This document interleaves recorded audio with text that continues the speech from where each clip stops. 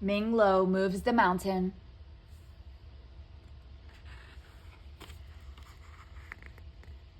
Ming moves the mountain. Written and illustrated by Arnold Lobel.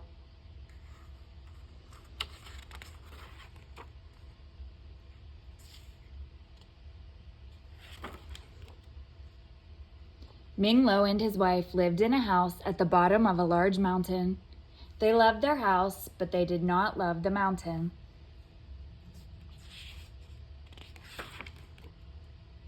Rocks and stones broke loose from the cliffs. They dropped down onto the house of Ming. The roof was full of holes. Clouds formed on top of the mountain. Heavy rain fell from the clouds onto this roof that was full of holes. The rooms inside were damp and drippy. When the sun did shine, it never warmed the house of Ming. The mountain always cast a dark shadow. The flowers and vegetables in the garden grew thin and sparse. "This mountain brings us nothing but unhappiness," said the wife of Ming. "Husband, you must move the mountain so that we may enjoy our house in peace." "My dear wife," said Ming, "how can one small man such as I move a large mountain such as this?" "How should I know?" said his wife. "There is a wise man who lives in the village. Go and ask him."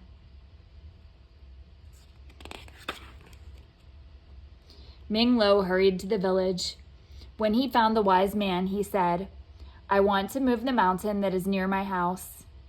The wise man thought for a long time. Wisps of smoke curled from his pipe. Finally he said, "Go home, Ming. Cut down the tallest, thickest tree you can find. Push this tree against the side of the mountain with all your strength. This is the way that you will move the mountain."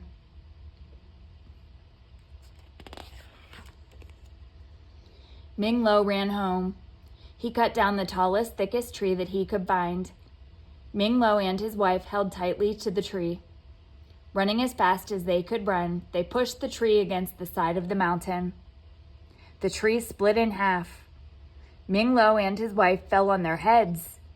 The mountain did not move an inch. "Go back to the wise man," said the wife of Ming. "Ask him to think of another way to move the mountain."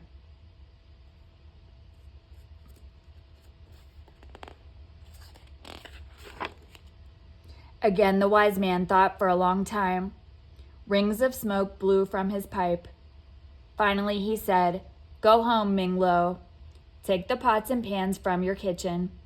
Hold a spoon in each one of your hands. With these spoons, hit the pots and pans as hard as you can. Raise your voice in loud shouts and cries. The mountain will be frightened by the noise. This is the way that you will move the mountain."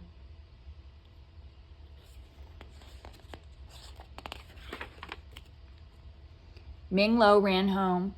He took the pots and pans from his kitchen. Ming and his wife held a spoon in each one of their 4 hands. They shouted and cried. They hit the pots and pans as hard as they could. They made a great noise.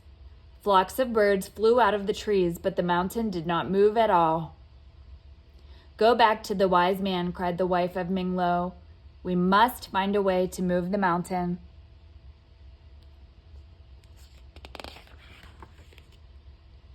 Ming watched as the wise man thought for a very long time. Clouds of smoke billowed from his pipe. Finally he said, "Go home, Ming. Bake many cakes and loaves of bread. Bring these to the spirit who lives at the top of the mountain. The spirit is always hungry.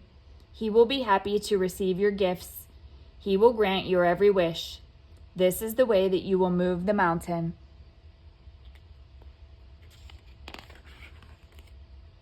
Ming ran home.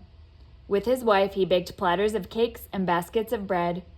Together they began the steep climb to the top of the mountain where the spirit lived.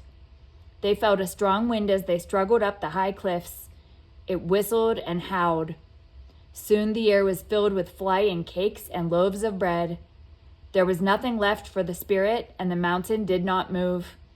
Without waiting for his wife to say a word, Ming went quickly back to the wise man.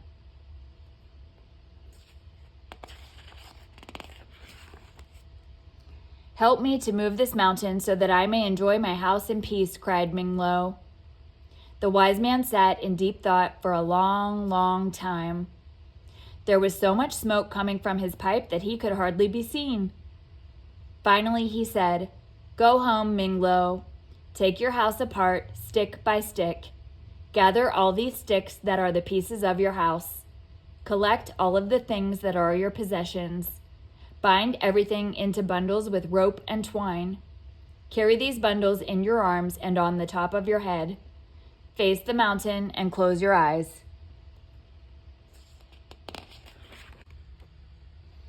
"Having done all this," said the wise man, "you will step to the dance of the moving mountain. You will put your left foot in a place that is in back of your right foot.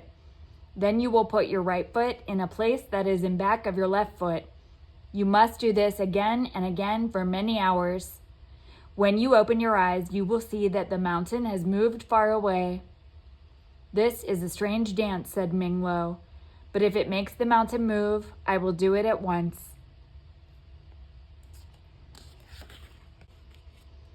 Ming Lo ran home. He took his house apart, stick by stick. He gathered all of the sticks and collected all of the things that were his possessions. Ming Lo and his wife bound everything into bundles with rope and twine. They carried the bundles in their arms and on the tops of their heads. Then Ming Lo showed his wife how to do the dance of the moving mountain. They faced the mountain and closed their eyes.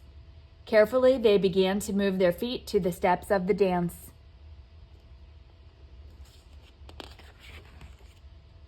They each put their left foot in a place that was behind their right foot. Then they each put their right foot in a place that was behind their left foot. The neighbors saw Ming Lo and his wife walking backward across the fields with all of their possessions. It was an odd sight, and they watched in wonder. After many hours had passed, Ming Lo and his wife opened their eyes. "Look," cried Ming Lo, "our dance has done its work. The mountain has moved far away."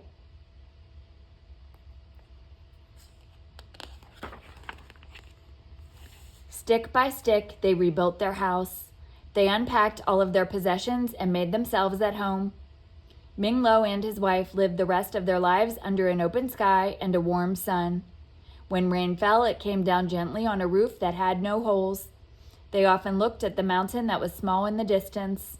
There was happiness in their hearts, for they both knew that they had made the mountain move.